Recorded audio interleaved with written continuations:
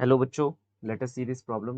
Gravitational field in a region is given by 3 I cap minus 4 j cap. Find out the work done in displacing the particle 1 meter along the line 4y equal to 3x plus 9. Now first of all is that the work done will be equal to F dot dr, where force displacement cos theta, where this formula correspond to force displacement cos theta क्योंकि dot product है. अब basically हमें ये देखना है कि force और displacement के बीच में एंगल कितना है. ओके, सो हमें यहाँ पर दो चीज़ें दे रखी है, एक फील्ड दे रखी है और एक क्या दे रखी है, हमें डिस्प्लेसमेंट दे रखी है.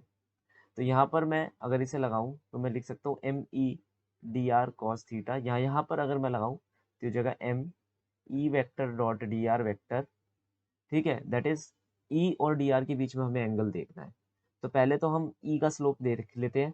It will be equal to -4/3. This is the slope of E, let us say m1. और फिर दूसरे का स्लोप देख लेते हैं. इस लाइन का स्लोप हम यहाँ पर देख लेते हैं. Then the slope of the line will be equal to 3/4. If we multiply both of them, then what I am getting is -4/3 equal to into 3/4 is -1. That is, both of them are orthogonal to each other. So that will correspond to this particular curve over here. Both are at 90 degree to each other. So I can say that ये 90 degree हो गया तो answer कितना आ जाएगा, 0 आ जाएगा. So the work done will be equal to 0, which is the final solution for your following problem. Hope you understood well. Best of luck.